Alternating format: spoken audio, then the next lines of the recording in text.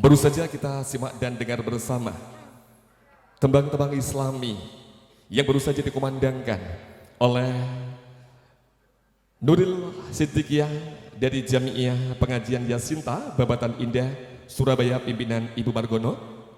Mudah-mudahan persembahan yang baru saja ditunaikan oleh kelompok Hadrah Nuril Siddiqiyah tadi dapat memberikan siraman dan kesejukan serta kebahagiaan kita bersama pada acara peringatan Isra Mi'raj Nabi besar Muhammad Rasulullah Sallallahu Alaihi Wasallam tahun 1443 Hijriah yang dilangsungkan pada kesempatan malam hari ini. Dan berikut sesaat lagi kita akan segera mulai rangkaian acara Isra Mi'raj pada malam hari ini. Untuk yang kami memuliakan Al-Mukarram Bapak Dr. Kiai Haji Muzaki Al-Hafiz MA, yang kami hormati Bapak Ketua RW 4 Babatan Indah Surabaya beserta staf dan segenap jajarannya, yang kami hormati para Ketua RT beserta staf dan segenap jajarannya di lingkungan RW 4 Babatan Indah Surabaya, yang kami hormati segenap pengurus takmir Masjid Al-Islah Babatan Indah Surabaya, yang kami hormati Bapak Ibu warga RW 4 Babatan Indah Surabaya serta hadirin yang dimuliakan Allah. Tiada untayan kata yang lebih indah dan teramat mulia yang patut kami haturkan pada kesempatan malam hari ini kecuali memanjatkan puji syukur kehadirat Allah Subhanahu wa taala yang telah senantiasa melimpahkan nikmat, rahmat dan hidayahnya kepada kita. Karena hanya berkat limpahan nikmat, rahmat dan hidayahnya lah pada kesempatan malam hari ini kita dapat bersama-sama hadir, dapat bersama-sama rawuh, bersama-sama bermuajahah dan bermujalasah bersama di majelis yang sangat agung dan mulia ini, di majelis yang sangat penuh barokah ini, dalam rangka menghadiri acara Isra Mi'raj atau peringatan Isra Mi'raj Nabi besar Muhammad Rasulullah Sallallahu Alaihi Wasallam 1443 Hijriah atau tahun 2022 Masehi yang diselenggarakan oleh Takmir Masjid Al-Islah Babatan Indah Surabaya. Semuanya berjalan dengan baik, lancar, aman fi amanillah, tidak ada arah atau hambatan serta kendala apapun. Dan kita semuanya yang berada di majelis yang sangat barokah ini dalam keadaan baik dan sehat walafiat. Tentunya semuanya adalah atas izin Allah, nikmat Allah yang patut kita syukuri. Biqauli alhamdulillahirabbil alamin. Kemudian salat serta salam juga semoga senantiasa tercurah pada junjungan Nabi besar Muhammad Rasulullah Sallallahu Alaihi Wasallam yang telah senantiasa memberikan bimbingan, tuntunan dan juga suri tauladan kepada seluruh umatnya untuk senantiasa beramar ma'ruf nahi mungkar terhadap sesama dan untuk senantiasa beramar ma'ruf bil hal terhadap sesama. Dan selanjutnya kepada yang kami hormati segenap hadirin tamu undangan yang dimuliakan Allah yang pada kesempatan malam hari ini telah berkenan untuk sejenak menanggalkan berbagai kegiatan, aktivitas, rutinitas dan berbagai kesibukan serta acara pribadi lainnya, bahkan tugas-tugas penting lainnya guna menunaikan bisa hadir pada kesempatan malam hari ini dalam rangka menghadiri acara peringatan Isra Mi'raj Nabi Muhammad Rasulullah Sallallahu Alaihi Wasallam yang diselenggarakan oleh Takmir Masjid Al-Islah Babatan Indah Surabaya. Atas kehadiran dan amal soleh Bapak Ibu disampaikan rasa terima kasih yang tiada terhingga. Mudah-mudahan kehadiran kita serta kebersamaan kita pada kesempatan malam hari ini Allah senantiasa melimpahkan rahmat dan barokahnya. Amin Allahumma amin. Baiklah hadirin yang kami hormati serta kami muliakan, sebelum kita menginjak rangkaian acara berikutnya, marilah untuk lebih barokahnya rangkaian acara yang sakral pada kesempatan malam hari ini, terlebih dahulu kita awali dengan bacaan Bismillahirrahmanirrahim. Kita simak dan dengar bersama. Gema wahyu ilahi atau pembacaan ayat-ayat suci Al-Quran yang akan ditunaikan oleh Al-Mukarram Saudara Ustadz Muhammad Syihab Wafi. Kepada Al-Mukarram Saudara Ustadz Muhammad Syihab Wafi, kami silakan.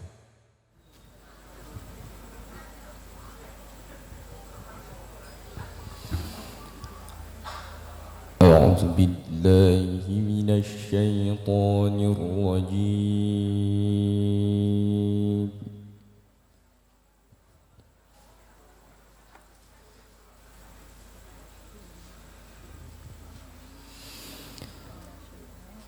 بسم الله الرحمن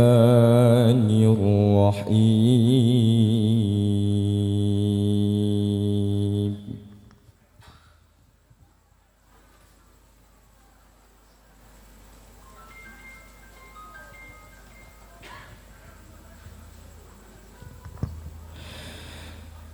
ألم تر كيف ضرب الله مثلا كلمة طيبة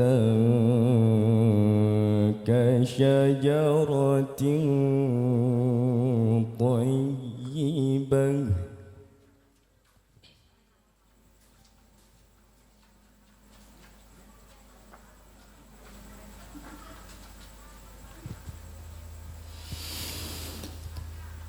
كشجرة طيبة أصلها ثابت وفرعها في السماء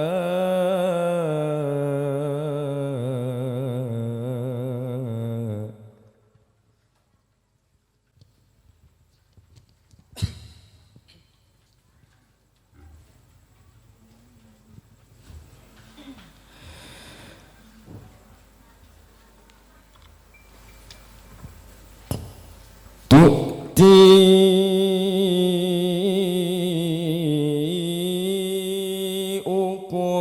أكلها ثم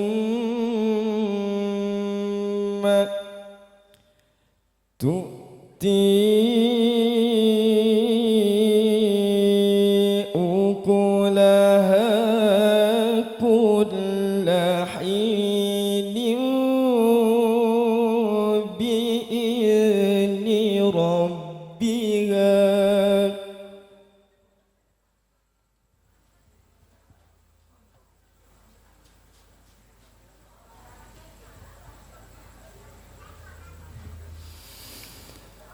ويضرب الله الأمثال للناس لعلهم يتذكرون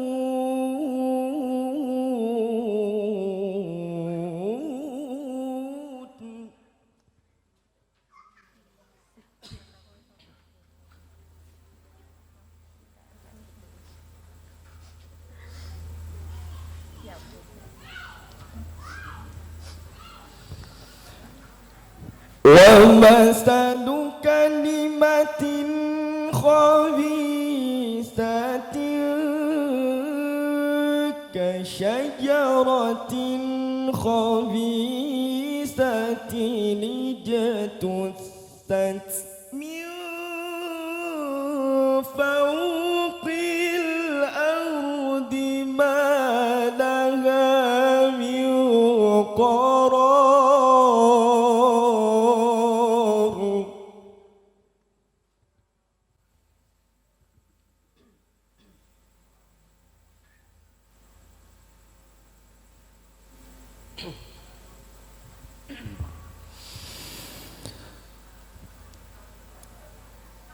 ويثبت الله الذين آمنوا بالقول الثابت في الحياة الدنيا وفي الآخرة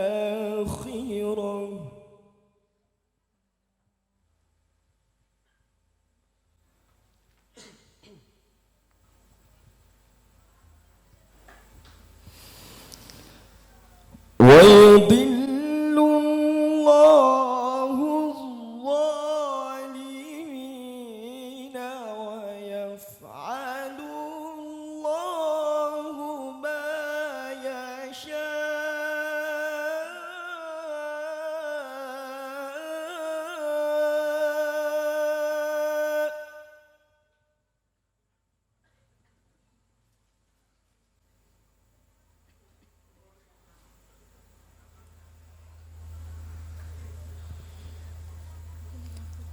ويضل الله الظالمين ويفعل الله ما يشاء.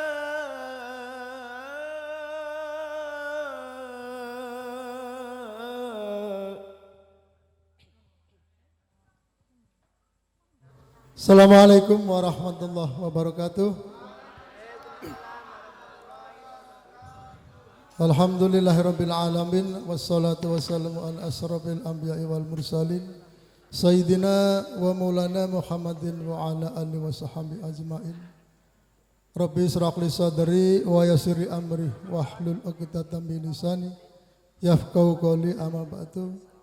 Yang kami hormati, yang kami muliakan Al Ustadz Dr. Muzaki Al Hafiz MA, yang terhormat para kiai, para ulama, para sepuh, bini sepuh, para tokoh masyarakat yang berada di RW 4 Babatan Indah, para hadirin undangan, Bapak Ibu sekalian yang berbahagia, adik-adik remaja masjid, seluruh panitia yang telah bekerja susah payah sampai pelaksanaan malam Isra Mi'raj 1443 Hijriah pada malam hari ini. Salawat serta salam semoga tetap tercurahkan ke baginda Rasulullah SAW. Syafaat beliaulah yang kelak akan kita harapkan di yaumil akhir. Bapak Ibu hadirin sekalian yang berbahagia, saya selaku pengurus RW tentunya mengucapkan ribuan terima kasih kepada panitia pelaksana Hari Besar Islam dalam rangka Isra wal Mi'raj pada malam hari ini. Setelah kita berpuasa selama 3 tahun tidak ada kegiatan seperti ini, tentunya kami juga sangat senang dan bergembira dengan adanya pelaksanaan Isra Mi'raj malam hari ini. Karena apa? Selama 2-3 tahun kita telah mendapat musibah di seluruh dunia, yaitu dengan adanya COVID-19. Tentunya kami juga berharap apa yang disampaikan dari Satgas, tentunya prokes yang beliau sampaikan kepada para hadirin sekalian berbahagia, tentunya dengan memakai masker tetap, tentunya itu yang diminta dari Satgas BPBD. Hadirin yang berbahagia, sekali lagi saya ucapkan terima kasih kepada semua pihak yang telah bersusah payah, yang telah melaksanakan pelaksanaan malam hari ini. Marilah kita bersama-sama nanti mendengarkan tausiah yang akan disampaikan oleh beliaunya. Saya kira dari saya tidak panjang dan lebar karena waktu sudah malam. Terima kasih, mohon maaf bila ada kata-kata yang kurang berkenan. Bila taufiq wal hidayah. Wassalamualaikum warahmatullahi wabarakatuh.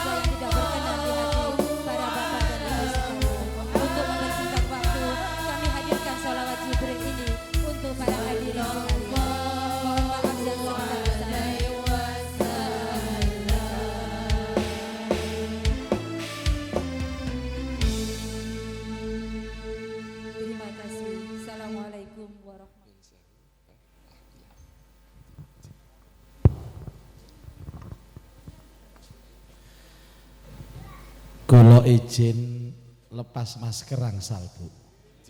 Monggo, Mbak.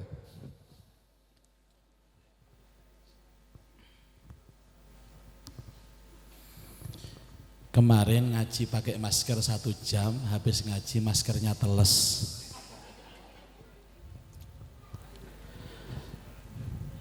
Assalamualaikum warahmatullahi wabarakatuh.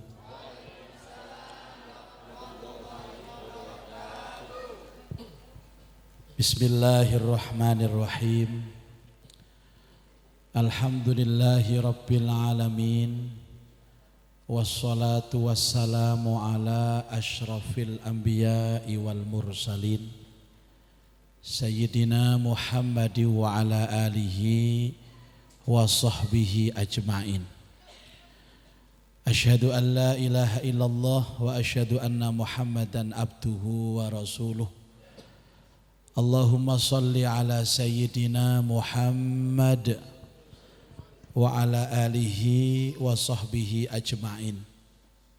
Subhanaka la ilma lana illa ma 'allamtana innaka antal alimul hakim wa tub alaina innaka antat tawwabur rahim warhamna bi rahmatika ya arhamar rahimin. Amma ba'du. Hadratal muhtaramin, para kiai, para bunyai, para sesepuh dan tokoh masyarakat yang sangat saya hormati. Wabil khusus Bapak Ketua RW, Bapak Ketua Takmir beserta seluruh jajaran pengurus, ibu-ibu jamaah hadroh Nur Siddiqiyah, jamaah muslimah Yasinta Mabatan Indah, serta seluruh tamu undangan, Bapak Ibu hadirin wal hadirat rahimakumullah. Alhamdulillah malam hari ini Allah mengizinkan kita untuk hadir berkumpul di majelis ilmu sekaligus untuk memperingati peristiwa yang besar perjalanan suci Nabi Muhammad sallallahu alaihi wasallam dari Masjidil Haram ke Masjidil Aqsa, naik langit pertama sampai ke-7, tembus ke Sidratil Muntaha yang sering kita sebut dengan peristiwa Isra dan Mi'raj. Dan saya sangat senang diundang di sini karena saya adalah pelaku ekspedisi jejak Nabi dan Rasul. 4 kali saya punya program televisi untuk destinasi Isra dan Mi'raj, perjalanan darat dari Mekah ke Palestina, baik yang jalur utara lewat Mesir maupun jalur barat lewat Jordania.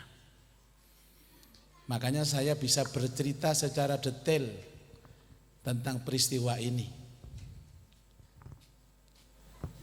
Bahkan kemarin ada panitia menantang saya untuk cerita.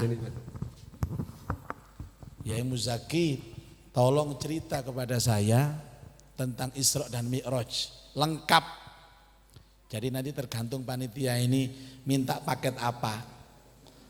Paket A itu 1 jam, paket B 2 jam, dan yang lengkap 5 jam.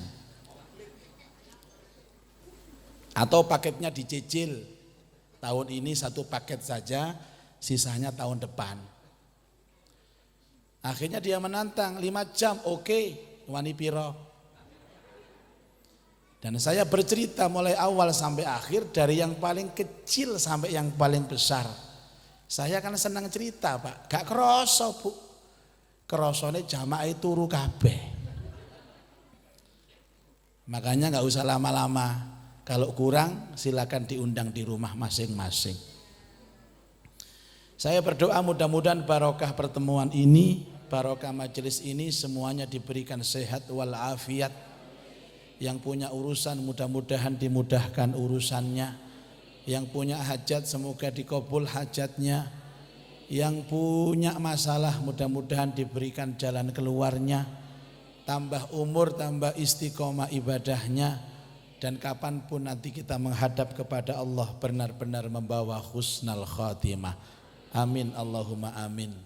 Dan barokah pengajian malam ini, mudah-mudahan corona segera selesai, pandemi segera selesai. Mulai sore tadi saya memantau berita headline hampir di semua TV Timur Tengah yang telah menyatakan Menteri Dalam Negeri Saudi Arabia sebagai juru bicara Kerajaan Saudi telah mencabut pandemi COVID-19 per hari ini, Sabtu tanggal 5 Maret 2022. Saya cross check apakah berita ini hoax atau tidak, ternyata benar. Dan peraturan yang pertama kali adalah mencabut kewajiban memakai masker, satu. Yang kedua, mencabut kewajiban PCR dalam perjalanan.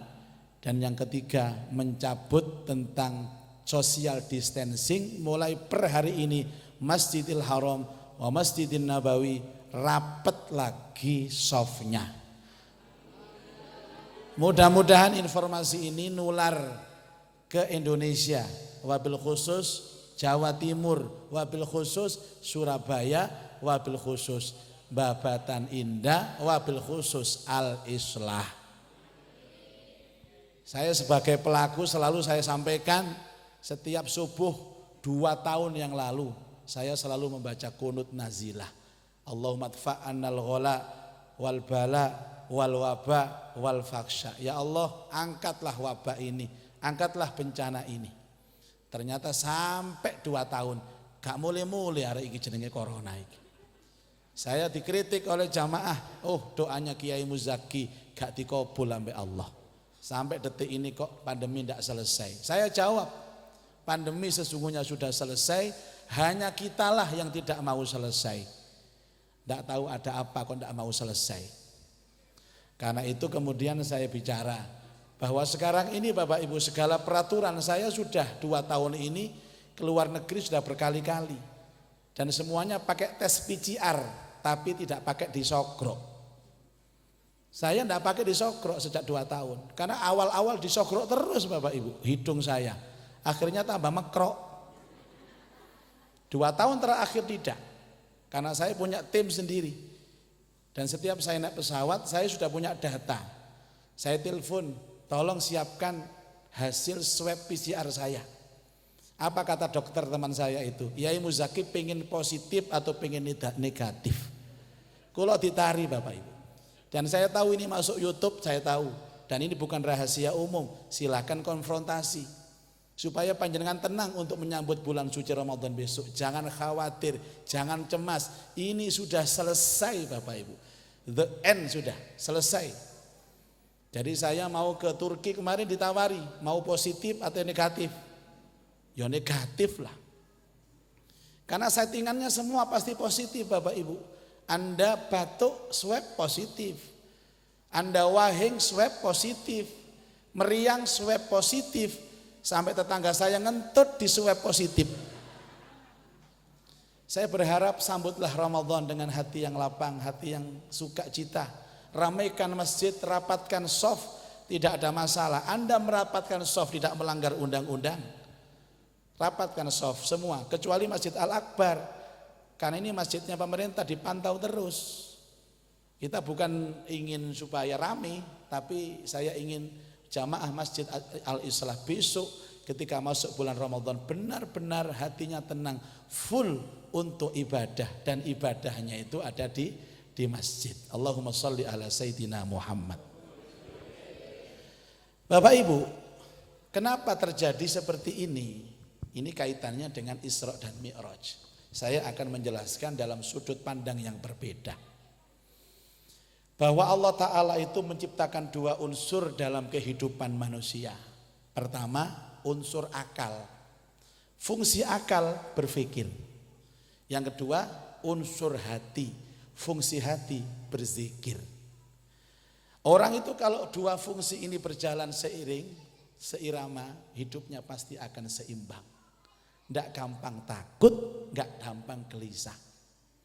Hari ini yang terjadi adalah ketakutan yang berlebihan. Kenapa? Lebih dominan akalnya daripada hatinya.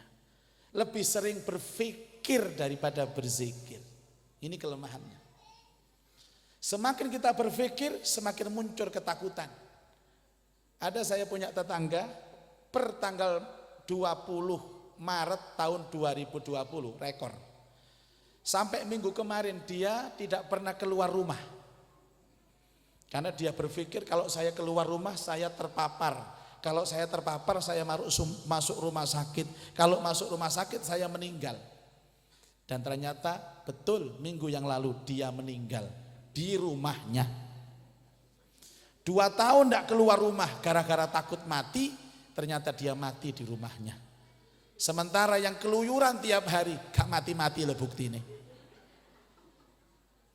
Bapak Ibu, jangan hanya berpikir tiang niku nek mikir tok Pak, bahwa akal kita ini terbatas.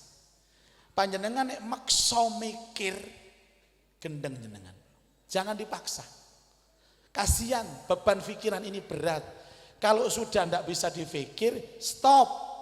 Standarkan pikiran, hidupkan hati. Ini wis gak iso mikir Bu, ngomong hasbunallah wa ni'mal wakil, ni'mal maula wa ni'man nasir. Cukuplah Allah sebagai penolongku.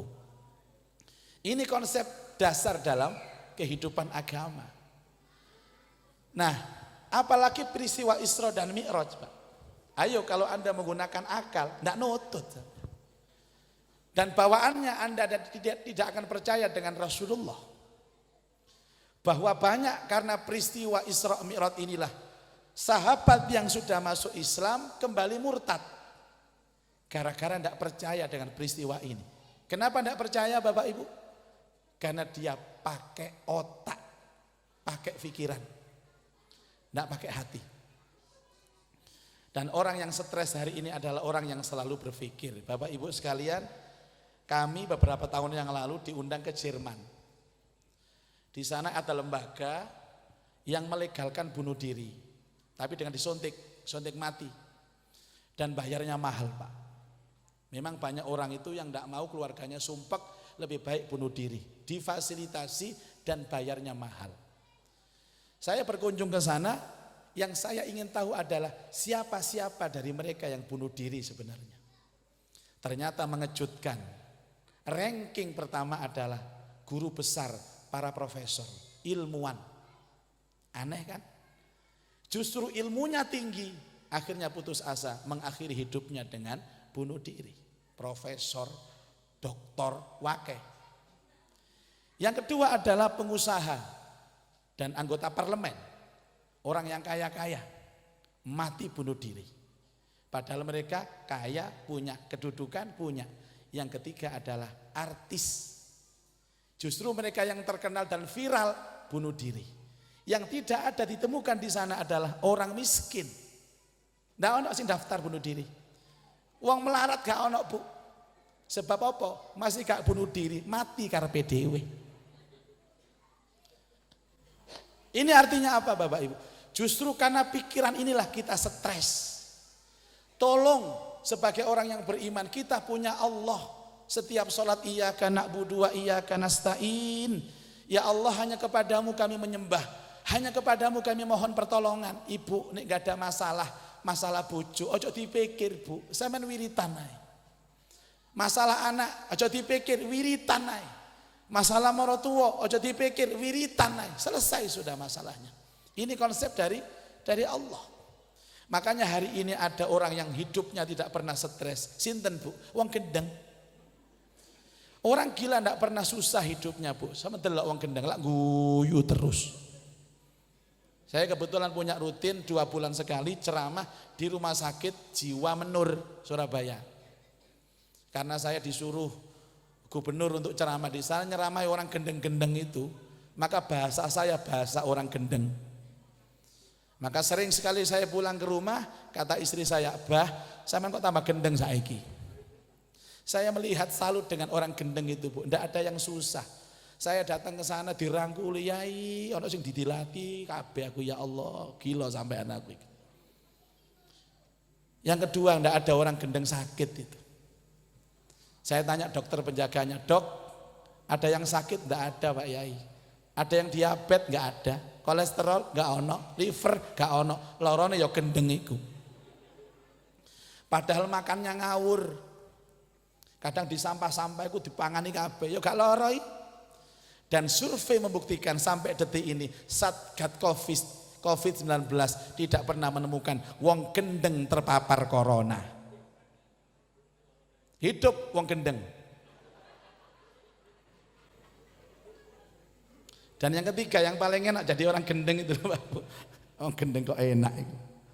Orang gila itu kalau agamanya Islam, dia terbebas dari hukum. Wong gendeng gak sholat, gak dosa. Besok Ramadan wong gendeng gak poso, ya gak dosa. Maka itu kalau ada jamaah Babatan Indah, besok Ramadan ndak mau puasa, ndak mau ganti puasa, ndak mau bayar fidyah, solusinya cuma satu, gendeng mawon, Bu.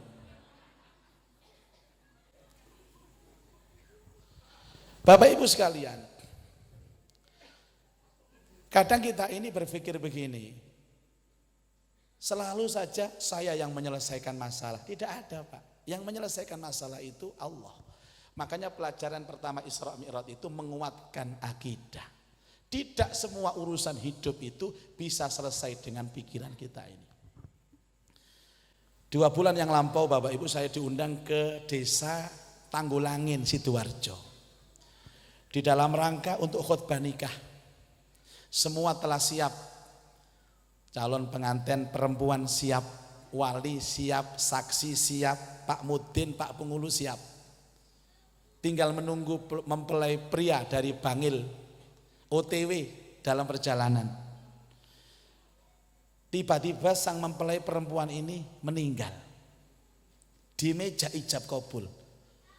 Ya kalau dokter mengatakan serangan jantung karena ada dokter jantung, dia meninggal dunia. Heboh Bapak Ibu, geger. Walinya bilang kepada saya, Pak Yai Muzaki, bagaimana ini Pak? Ya inilah ketetapan Allah Pak. Sampean persiapan 100% sudah 1 tahun yang lalu. Tapi kalau Allah menghendaki seperti ini, terus ya apa maneh? Tidak bisa. Tidak bisa. Tapi saya masih ada harapan Yai. Apa harapannya? Ini calon perempuannya ini punya adik. Apa boleh saya nikahkan dengan adiknya? Ganteni Mbak E. Loh saya bilang boleh, nek areke gelem. Ini loh Allah mengatur Bapak Ibu.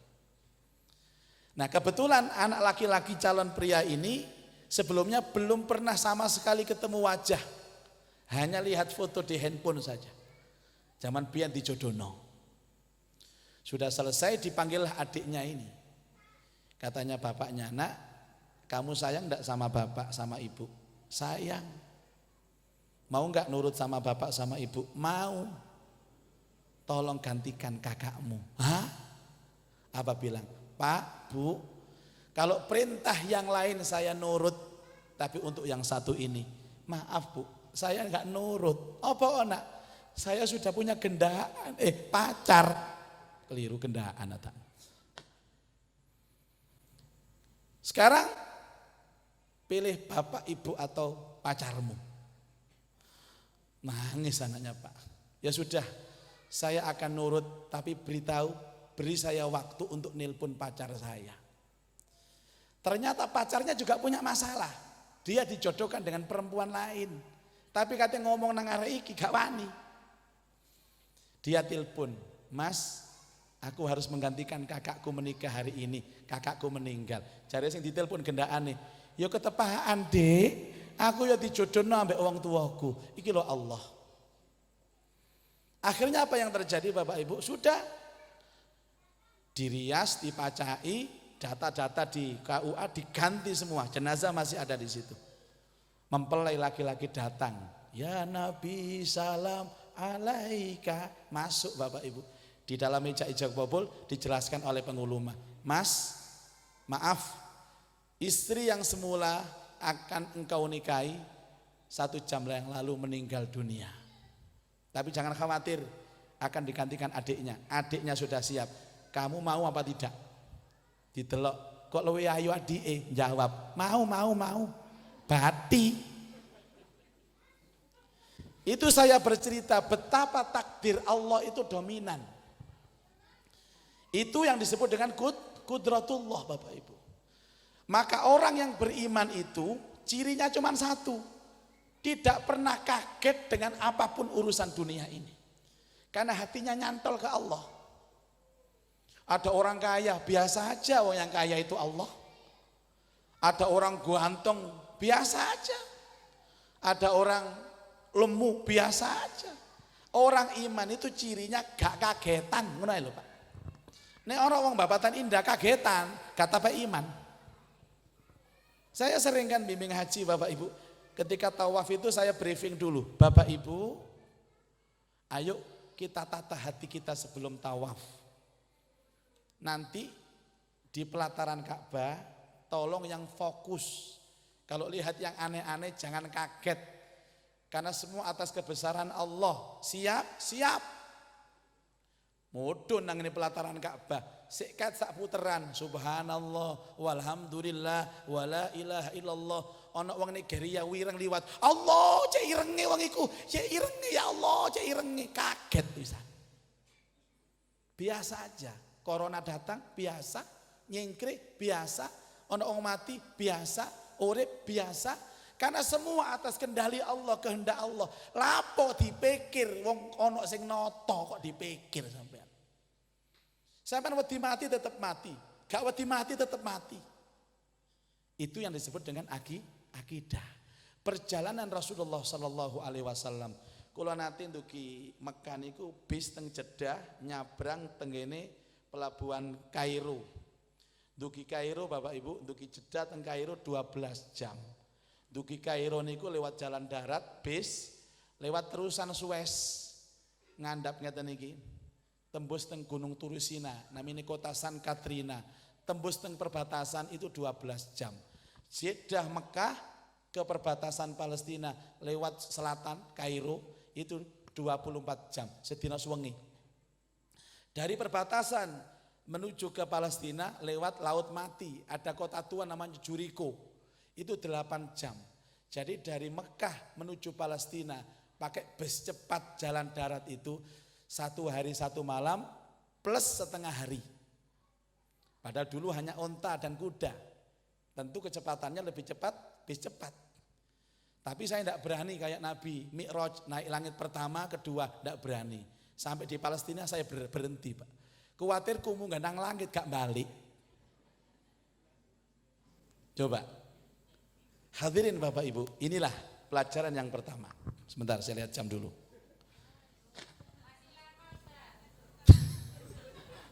Saya tadi sama panitia di PCI begini. Yai nanti apakah perlu diiringi ibu-ibu di belakang untuk samroh? Ojo Pak, aku ndelok ibu-ibu gak kuat aku. Kok iso lemu ngeten. Seneng, nyeneng. Saya sendirian aja. Ngene aku ceramah ngene kanan ibu-ibu, kiri ibu-ibu. Mulai aku ya apa lali ambek bojo kuliah. Allahumma sholli ala Muhammad. Yang kedua Bapak Ibu, sekarang saya mau tanya. Sebenarnya esensi atau tujuan prinsip daripada Isra Mi'raj niku napa? Tadi ada disebutkan oleh beliau MC tentang menerima wahyu sholat. Betulkah? Padahal Nabi itu sebelum Isra Mi'raj sudah sholat. Yang paling benar, tujuan utama Nabi Isra Mi'raj itu ketemu Allah. Ketemu Allah. Makanya tidak ada tujuan kita hidup nanti sama dengan Nabi. Kita bakal ketemu Allah dan harus ketemu Allah. Dan persyaratan ketemu Allah itu harus masuk surga dulu, baru ketemu Allah. Makanya di Al-Quran, orang-orang yang ahli neraka tidak mungkin ketemu Allah. Karena Allah hanya bisa ditemui di surga untuk menyapa hamba-hambanya. Sapaan itu bahasanya di Quran disebutkan. Salamun qaulan mir rabbir rahim. Itu sapaan Allah kepada ahli surga. Kalau dongaaken kuwabe jamaah mlebu swarga. Ketua takmir mlebu swarga. Ketua RW mlebu swarga. Sing samroan mlebu swarga. Seksi konsumsi mlebu swarga. MC ini mlebu swarga. Terus sing mutu-mutu kula mlebu swarga. Mudun motor dipoto, mlaku dipoto, lungguh dipoto. Pamitan jeding diuber dipoto. Karena tujuannya untuk ketemu Allah, zat yang maha suci, zat yang maha agung, maka perlu dipersiapkan Nabi. Sehingga misi Isra Mi'raj itu persiapan Nabi ketemu Allah. Bapak Ibu, hari ini banyak orang itu yang bisa sholat tapi tidak siap sholat. Yang bisa puasa tapi tidak siap puasa. Bahwa ibadah gagal sukses bukan tergantung apa-apa, tergantung persiapannya. Kalau Anda mengira bahwa sholat itu ketemu Allah, persiapkan sholatnya. Orang yang gagal mempersiapkan berarti telah mempersiapkan kegagalan. Kenapa bulan Rajab dan bulan Sya'ban sekarang ini dijadikan oleh Rasulullah sebagai bulan persiapan untuk menyongsong bulan suci Ramadan? Makanya disunahkan puasa sunnah di bulan Rajab, disunahkan puasa sunnah di bulan Sya'ban. Nabi ini Pak Bu, Rajab, Sya'ban hampir tidak pernah putus puasa sunnah. Kenapa? Supaya terbiasa. Kalau Rajab, Sya'ban biasa poso, nanti masuk Ramadan tinggal nikmatnya. Lambungnya siap, perutnya siap, mentalnya siap, fisiknya siap. Lagi uang gak tahu poso Pak, Rajab gak tahu poso, Sya'ban apa maneh, melbu Ramadan, kaget Pak. Hari pertama panas Surabaya, munting gak karu-karuan. Wah akhirnya endasi telepono kulkas terus. Dikelocur banyu es, bawaannya sambat, keluh kesah. Padahal dia sadar indikator kegagalan ibadah seseorang itu kalau dia sambatan. Sampean adik pengajian sambatan suwe, batal pengajiannya. Ayo kan, gak wani sambatan. Ini ketemu Allah Pak. Hari Rabu kapan lalu saya diundang oleh Ibu Gubernur. Lewat ajudannya Pak Yai, dipanggil sama Ibu. Dipanggil Ibu karena juga ada Ketua DPR datang. Tolong Pak Yai ikut ketemu. Undangannya jam 10 tapi diminta jam 7 datang di tempat. Kepethuk jam 10, jam 7 dikongkon teko. Tolong Pak Yai nanti jangan pakai sarung ya. Hah? Mudo berarti. Maksudnya pakai celana, pakai batik yang rapi dan pakai sepatu. Tolong sepatunya disemir, ditoto koyo ngoten Pak. Niki ketemu gubernur. Dipersiapkan seperti itu. Waktu ini ditoto, kostumnya ditoto, tempatnya ditoto. Lah niki ape ketemu Allah. Salat ketemu Allah, gak gelem noto Bapak Ibu. Saya membayangkan nggih, enten Bapak Ibu, Babatan Indah mriki ngerti jadwal subuhnya itu jam 4 lebih 10 menit umpama. Jam 3 bangun Pak, mandi besar. Masih gak duwe bojo, rondo tetap mandi besar. Sampune wangi, sabune wangi. Gawe rogo niku kait njukuk teko lemari, ambune wangi kapur barus. Berangkat nang masjid iki pelan-pelan ambek zikir nang embong mriki. Sampai di sini baru jam 3:30, masih banyak waktu bisa sholat tahiyatul masjid. Sholat hajat, sholat mutlak. Sampai nunggu azan subuh. Setelah azan subuh masih bisa qobliyah subuh. Sholat sunnah fajar. Ternyata belum qomat, masih bisa baca Quran, zikir. Pas qomat siap lahir batin, badannya seger, wangi, hatinya mantep, siap. Orang seperti inilah disebut orang yang siap sholat. Data enten tiang mriki niku tangine kerinan barengan qomat. Allahu Akbar, Allahu Akbar. Hei Bu, qomat Bu, tangi Bu, tangi. Kekal tangi buwe kok gak karu-karuan, gak kok beratus, raup tok. Joko roko, keliru wae anaki, sesek. Budal nang masjid merebut rakaat imam, melewayu bantul. Ayo cepetan, cepetan. Gak kuman rakaat kon sampai mriki. Allahu Akbar, kabira, walhamdulillahi, katsira, wa subhan. Ngene iki salat sukses, Pak. Enggak bisa. Salat hanya 5 menit, tapi persiapannya yang penting. Yang mriki napa enten sing nate mantu? Bu Margono cek tas mantu. Sampeyan mantu niku persiapannya berapa hari, Bu? Kok berapa hari? Berapa bulan? Kok berapa bulan? Tahun. Padahal mantu itu hanya 3 hari Pak, pengajian siraman, ijab kabul, resepsi. Hanya 3 hari pelaksanaan pernikahan, persiapannya setahun. Loh nek urusan pernikahan kepengen sukses harus disiapkan. Bagaimana mungkin ketemu Allah kok gak siap? Balik sanjang itu. Khusyuk itu bukan hanya karena hati, khusyuk itu karena lingkungan. Panjenengan orang Bapatan Indah bersyukur Bapak Ibu punya masjid indah seperti ini. Tekele api, tak delok ono kipas angin ini, ono AC ini, Masya Allah. Tolong manfaatkan Bapak Ibu laki perempuan jamaahnya ke masjid. Jangan sholat kecuali di masjid. Karena ini tempat janjian kita ketemu Allah. Ngoten niku kok sholat nang omah iki lho. Padahal omahe cewiwut ero aku, omah sampean cewilik ero aku. Wis salah cilik, sempit, peteng, sumuk, pesing. Gawe musala tak buri dewi jajak gudang ngoten ya Allah. Wadek ndukure dikai sampiran pisan musala ini ku.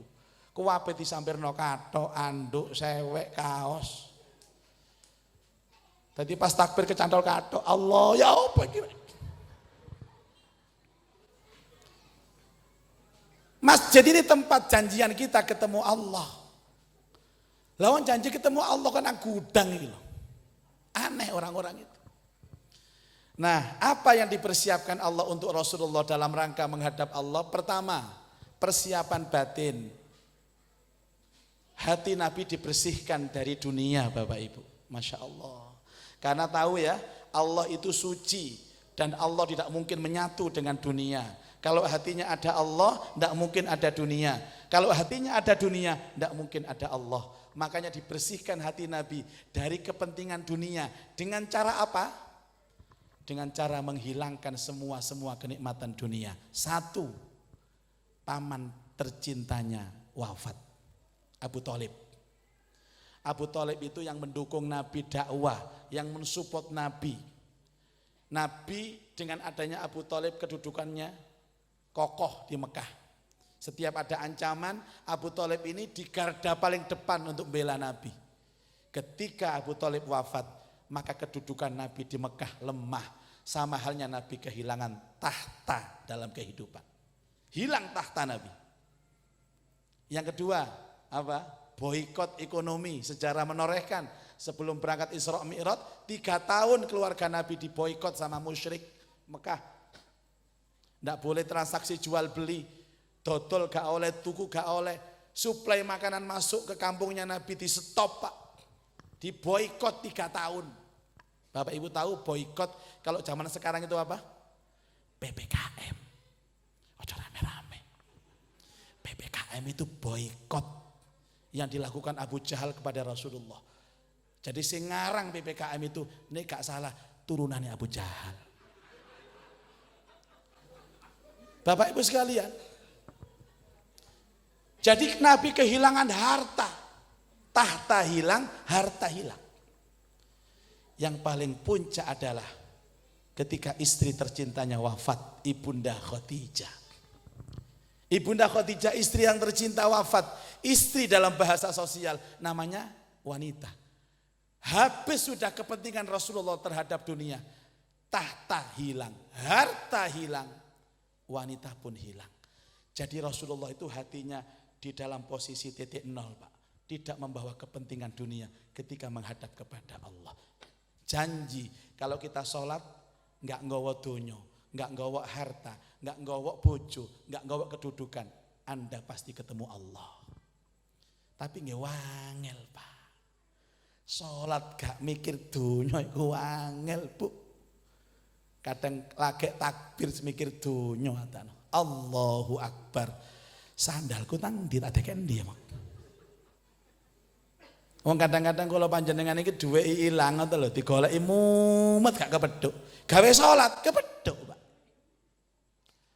Sing guyu pengalaman. Sing menang perasaan. Ini namanya apa, Bu? Persiapan batin. Yang paling berat itu yang terakhir Pak, kehilangan istri tercinta, Ibu Khadijah.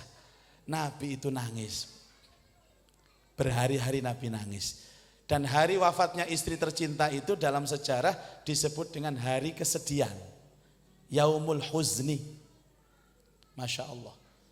Nabi Muhammad ditinggal wafat itu usianya 51 tahun.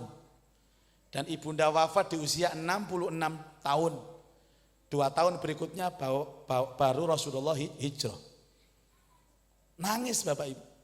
Padahal Nabi itu orang yang paling sabar. Orang yang paling ikhlas, paling tawakal, ditinggal mati bojo, nangis. Masya Allah. Napa Pak Bu? Karena sayangnya luar biasa kepada istri. Apalagi Khadijah itu sempurna.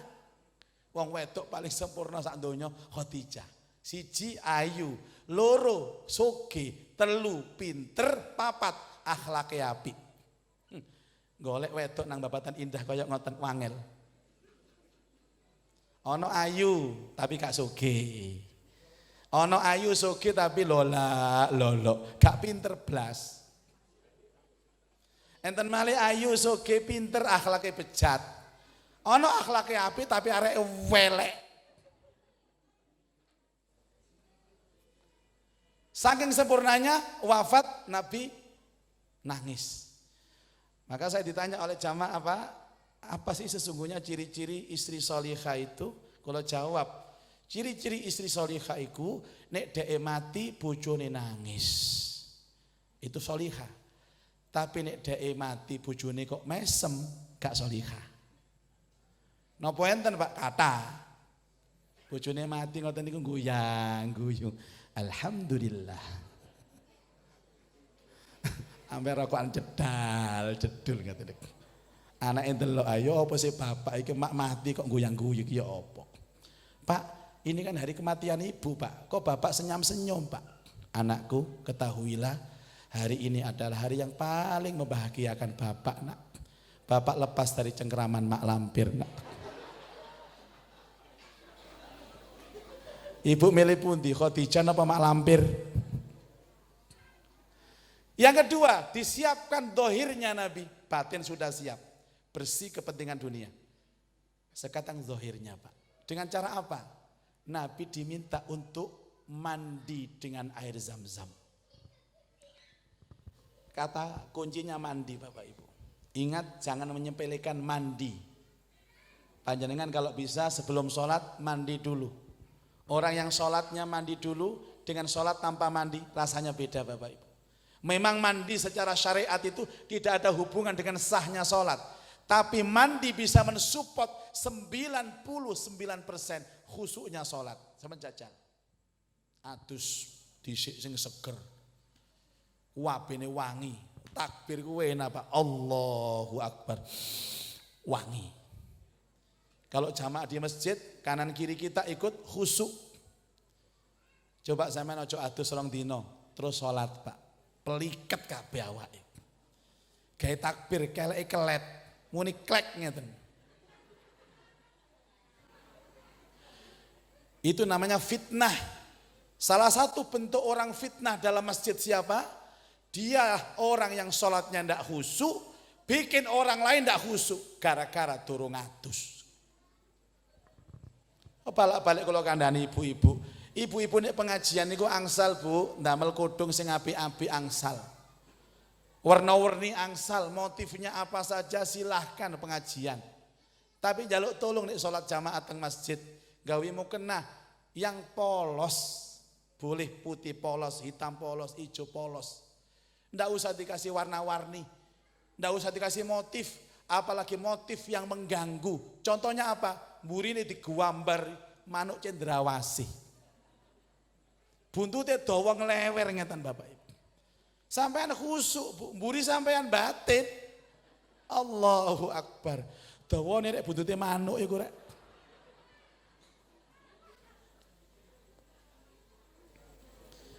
Masih larang pun diketok-ketokno lah Bu. Kan enten nggih kain larang niku enten gilap, alus, semi sutra. Kalau jamaah di masjid yang biasa-biasa saja, takut yang belakang nggih ganggu. Larang ngoten ketok lho Bu. Sing mburi sakno. Allahu Akbar. Ketokane larang rek roko iku rek. Piro regane ya? Iso dicicil ta gak? Nek dicicil bayar ping piro? Jebuse nyicil roko. Bapak Ibu, kita menghadap kepada Allah siapkan. Jangan macam-macam Bapak Ibu. Bapak-bapak kalau bisa jangan pakai kaos Pak, nggak sopan. Kita menghadap kepada Allah kok nggak kaos. Adek kaosnya gambar partai pisan. Sampean enak Pak, buri sampean batin Allahu Akbar, coblos nomor 1. La haula wala quwata illa billah. Itu namanya orang yang menebar fitnah di masjid, mengganggu orang lain khusyuk. Bapak Ibu, yang kedua, Rasulullah diminta wudhu oleh Jibril. Ini persiapan zahir. Nah, kalau wudhu ini hubungannya dengan sholat Bapak Ibu. Cuman ada yang belum paham bahwa sesungguhnya wudhu itu bukan membersihkan dari najis, tapi wudhu itu mensucikan dari hadas. Hadas itu perilaku Bapak Ibu, bukan kotoran. Kalau kotoran najis. Kulo mantun wudhu melebet masjid. Sikil kulo kincaan teleke cecek. Sikil kulo kena hadas napa kena najis? Hadas napa najis? Kalau najis, kulo mboten perlu mengulang wudhu, cukup disiram saja dengan air sampai hilang warnanya, hilang baunya, hilang rasanya. Loh kok rasanya Pak Yai? Tak dilatiti. Tapi kalau saya habis wudhu, masuk masjid, bokong kula muni, niki mboten najis Pak, niki hadas. Dadi kula mboten perlu njogok banyu, tak umbah bokong kula mboten. Tapi saya harus mengulang wudhu. Makanya anggota wudhu yang ditetapkan Allah dalam Quran itu hanya 4, wajah, tangan, rambut kepala, dan kaki. Kenapa 4 ini Pak? Karena 4 inilah yang rentan melakukan dosa dan maksiat. Wajah enten meripati Pak, paling akeh maksiate. Ketika dibasuh disucikan pandangan matanya, tangan perbuatan, dibasuh suci perbuatannya, rambut diusap pikirannya kotor, pikiran ngeres, suci pikirannya, kaki dibasuh, langkah-langkahnya. Jadi perbuatannya, bukan najisnya.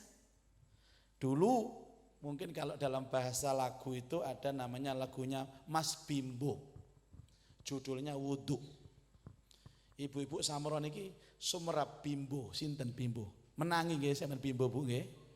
Sampeyan nek mangi bimbo berarti sampean wis tuwek Bu. Karena anak-anak kita enggak kenal sama bimbo. Beliau mengatakan dalam lagu judulnya Wudhu. Enak lagu nih Bu. Ku basuh wajahku, ku sucikan penglihatanku.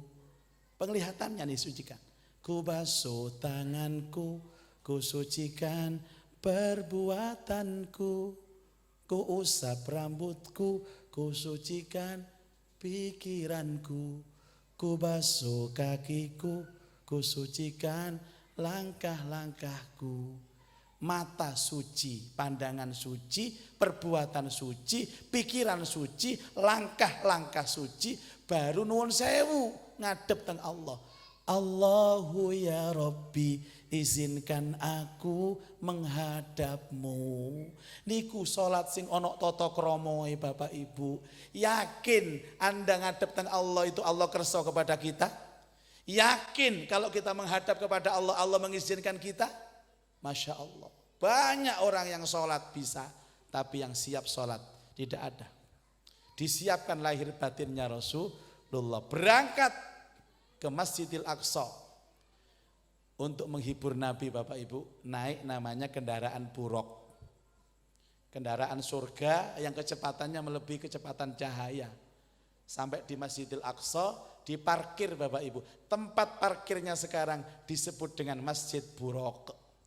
Panjenengan kalau ke sana nanti tahu ada Masjid Buraq, itu tandanya tempat parkirnya Buraq di situ. Di dalam perjalanan ada 18 peristiwa yang panjang-panjang Bapak Ibu ceritanya. Mungkin satu peristiwa bisa 1 jam saya cerita. Jadi tidak mungkin saya ceritakan malam ini. Tolong diundang lagi. Penting ini Bapak Ibu, penting. Nah, di Al-Aqsa ini yang paling banyak orang tidak paham. Kenapa Rasulullah Shallallahu Alaihi Wasallam itu dipilihkan tempat Al-Aqsa? Karena tidak ada tempat yang paling keramat, paling indah, paling subur di muka bumi Allah kecuali Masjidil Aqsa. Sampai Allah bersumpah atas namanya. Sumpah itu ada dalam Quran, wattini wazzaitun wa turi sinin wa hadzal baladil amin. 3 sumpah Allah, wattin wazzaitun, demi buah tin dan buah zaitun. Kalau orang tidak paham dengan Quran, dikiranya Allah bersumpah atas buah tin, buah zaitun. Tidak Pak, maksudnya demi tanah yang di atasnya tumbuh buah tin dan buah zaitun. Tidak lain tanah itu adalah tanah Palestina yang di atasnya adalah Masjidil Aqsa. Hadirin, nanti saya akhir Oktober akan berangkat ke sana. Insya Allah. Saya ditelepon sama kawan yang di Mesir, Ustadz tidak ada karantina, tidak ada PCR, tidak ada masker. Yang Israel telepon juga, tidak ada karantina.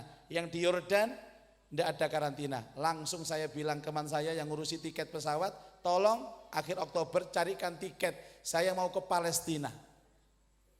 Dan saya menawarkan Bapak Ibu yang hadir malam ini, kalau ada yang derek, monggo, saya temani, saya dampingi, sampai ke Masjidil Aqsa. Gak usah mikir biaya, murah sekali. Khusus yang hadir malam hari ini, ada spesial price harga, cukup siapkan Rp1.500.000 saja. Saya ulang, Rp1.500.000 saja untuk cicilan yang pertama. Kulo salah nopo? DP Bu, wong biasa ning kredit ngono kok. Di Masjidil Aqsa itu ada 5 masjid, Pak. Jadi area 30.000 hektar itu semuanya Al-Aqsa. Jangan terpapar dengan satu masjid, jangan salah kita. Ada 5 masjid di sana. 1 Masjid Kibli, itu yang abu-abu, kubahnya, itu Kibli namanya. Yang kedua yang kubahnya emas, Kubatus Sokhro, orang bilang Dome of the Rock. Yang bawahnya ada batu yang dulu pernah kelayu Nabi waktu Mi'raj, menggantung begitu. Sekarang sudah enggak menggantung lagi, dulu menggantung. Yang ketiga ada Masjid Marwani di bawah tanah, di dekat Haikal Sulaiman. Kemudian yang keempat Masjid Umar Ibnul Khattab. Yang kelima Masjid Buraq tadi. Siapa orang yang sholat di sana 5 masjid ini, dia sudah sholat di Masjidil Aqsa. Dan siapa yang masuk Masjidil Aqsa, dia mendapatkan doa para nabi dan rasul. Salah satu doa Nabi Sulaiman ketika datang di Al-Aqsa, ya Allah siapapun yang masuk ke sini, ampuni semua dosanya. Saya doakan semuanya diberikan rezeki yang banyak sama Allah ya, bisa ikut ke Al-Aqsa dengan biaya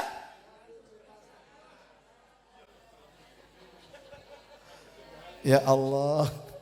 Aku mikir mau sore nang Palestina 1.500.000 rek. Liyane melok sapa yuk.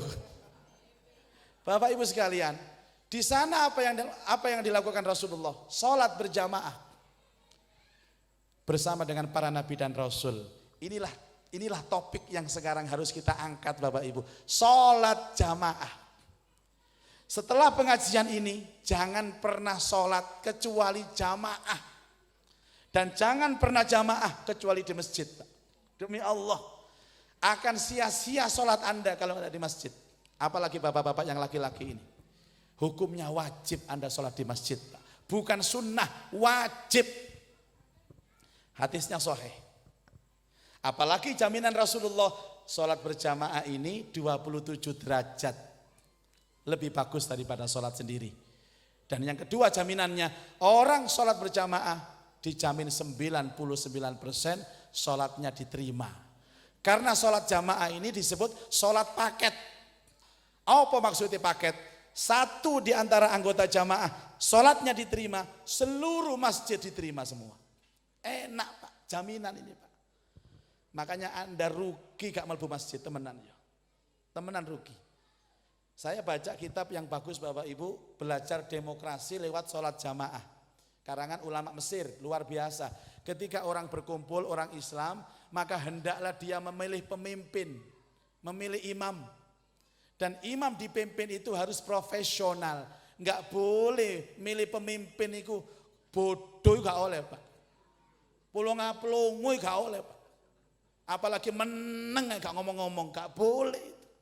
Cari pemimpin yang profesional. Kalau dalam masalah imam, cari yang paling bagus bacaannya. Kayak Ustadz itu Bang. Yang paling banyak hafalannya. Kalau sama-sama banyak hafalannya, cari yang paling banyak hafal hadisnya. Kalau sama-sama banyak hafal hadisnya, cari yang paling paham fikihnya. Kalau sama-sama paham fikihnya, cari yang paling tua umurnya. Kriteria umur tua itu dalam imamah itu nomor 4 Pak. Gak usum imam tua itu gak usum.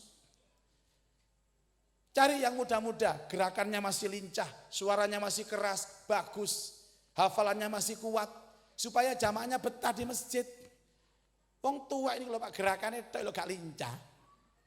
Takbir Allah. Iku saya takbir tok, tolong rokok Allah.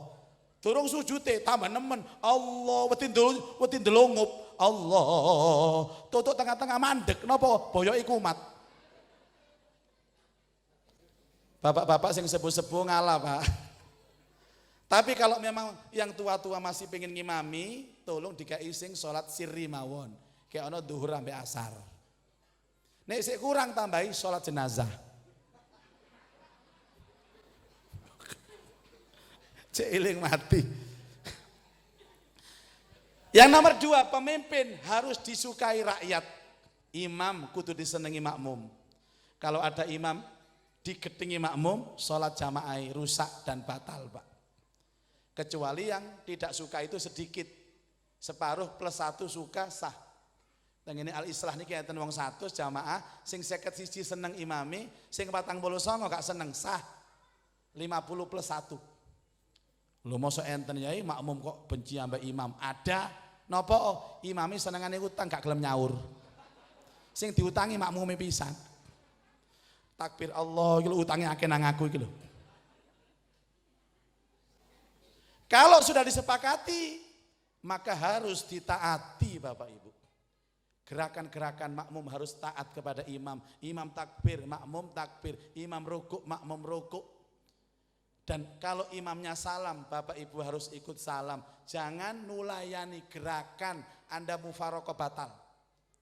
Kadang-kadang mentang-mentang kepingin doa yang panjang di sujud yang terakhir. Sujudnya suwe seru makmume iku, Bu. Imamnya wis tangi lho, saya gak tangi-tangi ya makmume. Sampai imamnya wis salam, saya gak tangi-tangi ya. Akhirnya imamnya delok, lho gak nurut aku, ditinggal mulai ambek imamnya. Tangi lho hilang imamnya. Nah, imam harus ditaati ketika dia benar. Tapi kalau imamnya salah Bapak Ibu, jangan ditaati. Pemimpin salah, jangan diturut. Katanya ulama kita besar mengatakan bahwa kalau ada pemimpin bohong dan rakyatnya mengamini kebohongannya, nanti di akhirat rakyatnya menanggung dosa kebohongan pemimpinnya. Allahumma sholli ala Muhammad. Sama kayak imam, nih salah jadi kemeloki Pak Bu. Memang kesalahan ada 3, ada ringan, ada sedang, ada berat. Kalau ringan itu kesalahan bacaan Pak. Salah. Kalau ingin enten contoh, enten profesor di Jakarta, profesor ahli tafsir Pak. Ceramah di Masjid Al-Akbar, habis maghrib, kula pas isak teng mriku, karena saya tuan rumah. Saya persilahkan Pak Profesor silakan jadi imam. Tak pikir profesor ahli tafsir itu iso ngimami. Ternyata gak iso Pak. Moco ayat swalah pisan. Ada sing diwaca niku salat-salat ayat-ayat dawa-dawa niku lho. Pas surat Al-Hasyr yang ada Asmaul Husnanya itu. Wallahu alladzi la ilaha illahu al-malikul quddusus salamul mu'minul muhaimin. Bingung, baleni maneh. Mu'minul muhaimin Mukminul muhaimin. Bulet. Jamaah kabeh ngelingno kono mukmin, kono muhaimin, tambah bingung profesore. Akhirnya gak tutuk Bapak Ibu. Dioper surate, ganti surat Al-Kafirun. Bulet pisan. La a'budu ma ta'budun wala antum abiduna ma a'bud wala ana abidum ma abattum wala antum abiduna ma a'bud wala ana abidun kono wala ana wala antum kabeh ngelingno tambah bingung bulet gak mari pisan.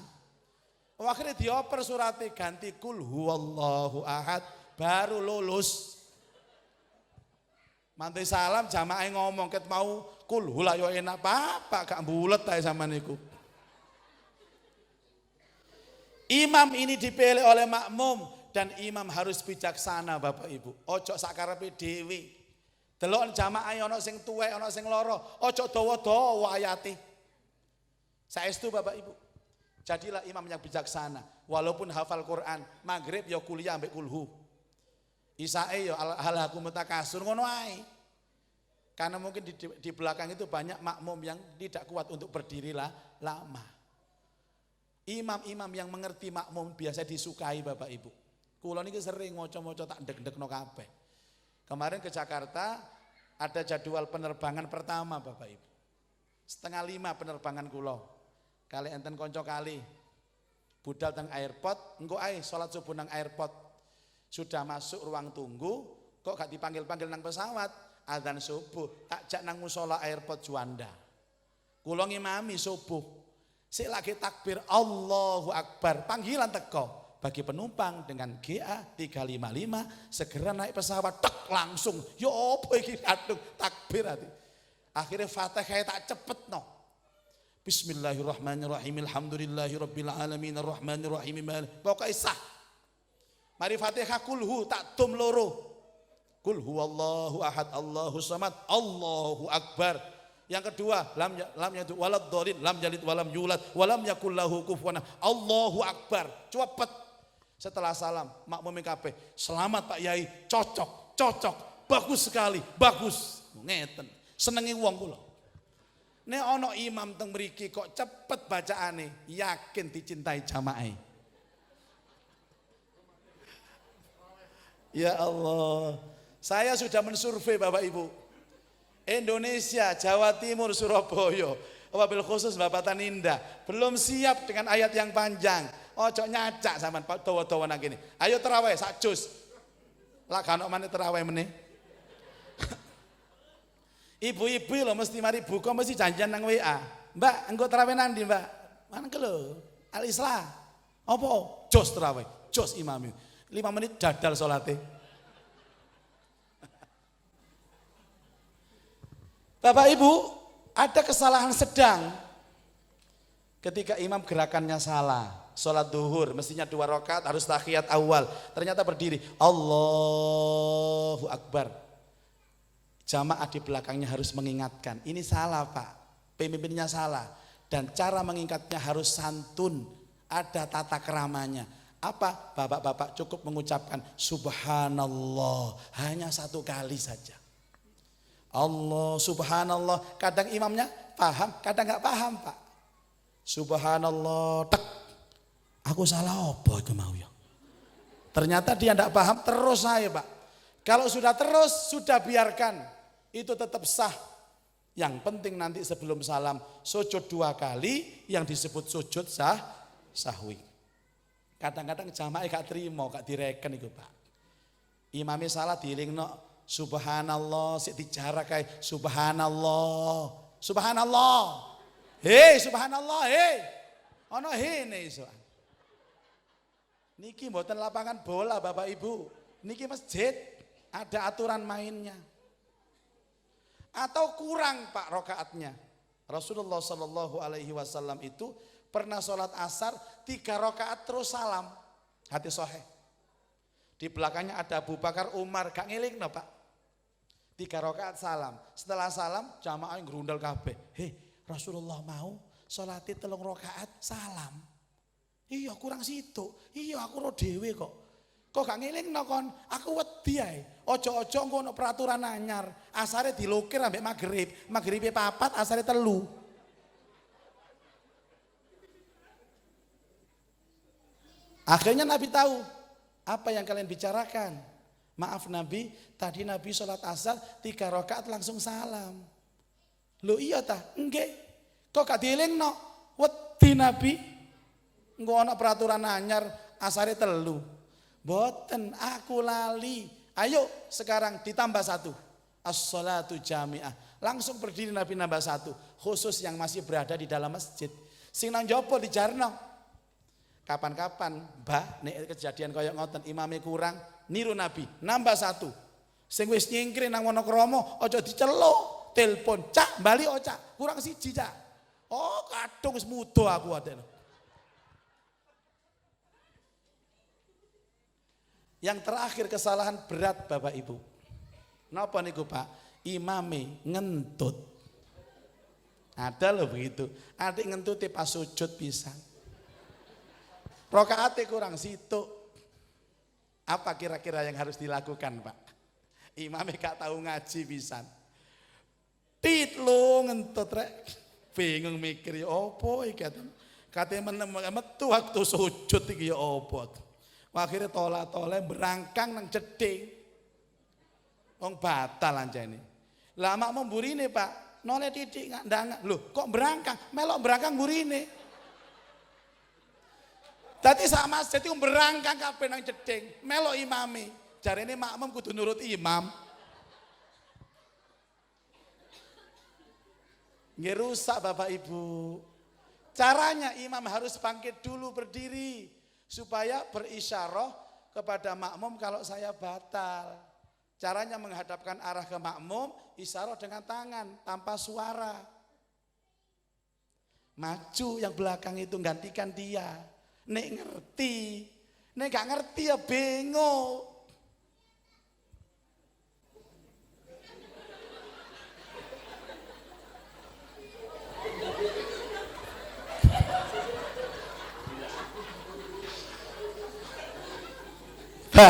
Jangan sampai kejadian di sini ya Pak ya. Karena belum maju juga imamnya harus pakai cara yang kedua apa? Pakai suara juga dan gerakan. Gak paham?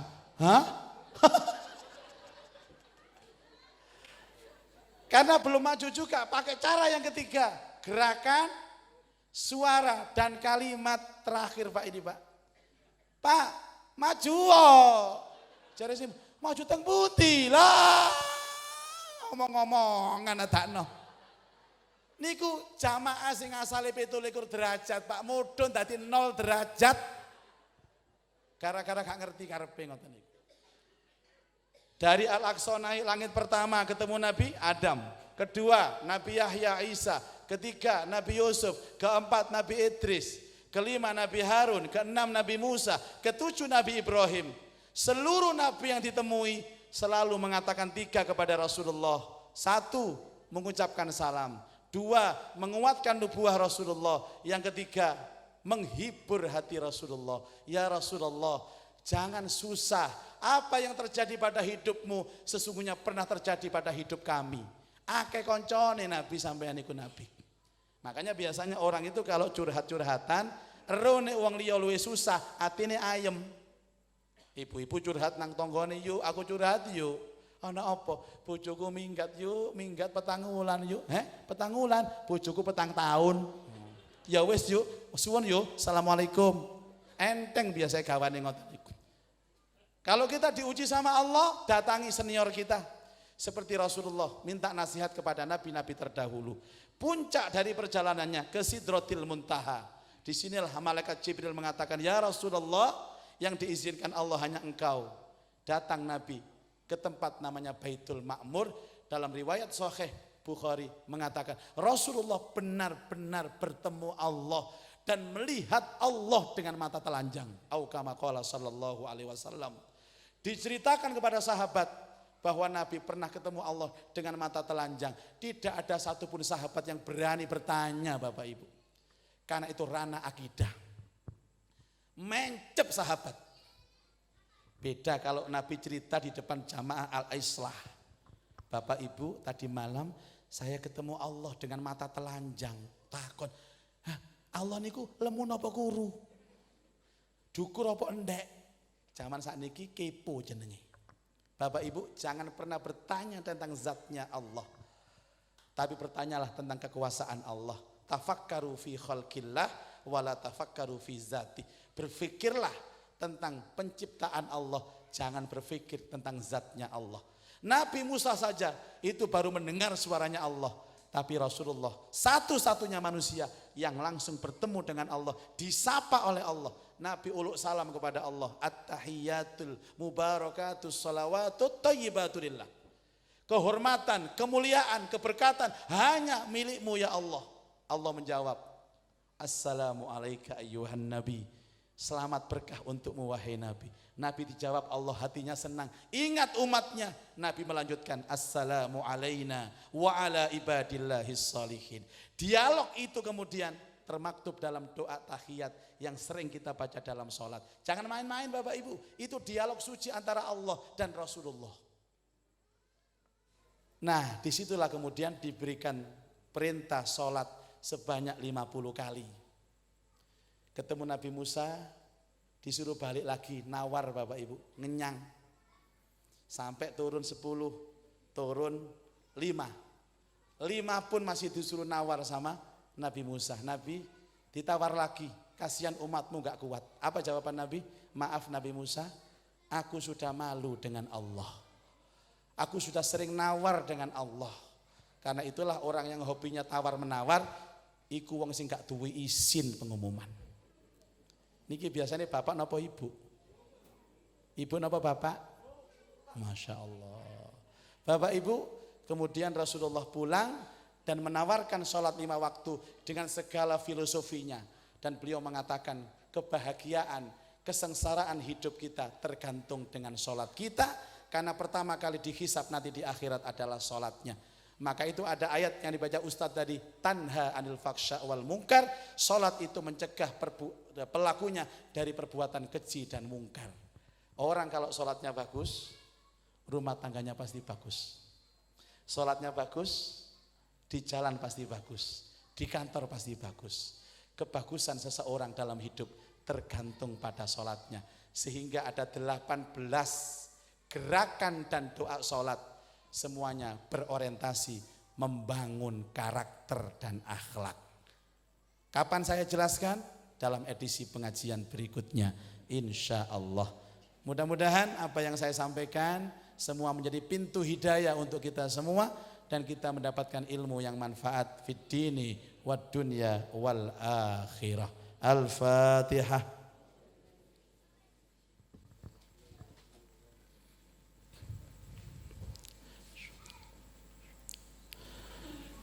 A'udzu billahi minasyaitonir rajim. Bismillahirrahmanirrahim. Alhamdulillah rabbil alamin. Allahumma shalli ala sayyidina Muhammad wa alihi wa sahbihi ajmain. Ya Allah yang Maha Pengampun, ampunilah dosa-dosa kami. Ya Allah yang Maha menurunkan berkah, berkahi umur kami, berkahi hidup kami, berkahi rizki kami, berkahi keluarga, rumah tangga dan anak keturunan kami. Allahumma ya Allah yang menyembuhkan segala penyakit, sembuhkan dan angkat penyakit kami ya Allah. Mudahkan urusan kami, kabulkan hajat kami. Allahumma ya Allah yang mengetahui isi hati kami, anugerahkan di hati kami rasa ikhlas, sabar, tawakal terhadap apapun yang kau titahkan kepada kami. Ya Allah jadikan kami, anak-anak kami, keluarga kami, jamaah kami, orang-orang yang mendirikan sholat. Bihaqqi qaulika rabbi ij'alni muqimas shalah wa min dzurriyyati rabbana wa taqabbal du'a. Rabbana ighfirli wa liwalidayya wa lil mu'minina yauma yaqumul hisab. Rabbana atina min ladunka rahmah wa hayyi' lana min amrina rasyada. Rabbana atina fid dunya hasanah wa fil akhirati hasanah wa qina adzabannar. Wa sallallahu ala sayyidina Muhammad wa ala alihi wa sahbihi wa barak wa sallam. Walhamdulillahi rabbil alamin. Wassalamualaikum warahmatullahi wabarakatuh. Waalaikumsalam warahmatullahi wabarakatuh.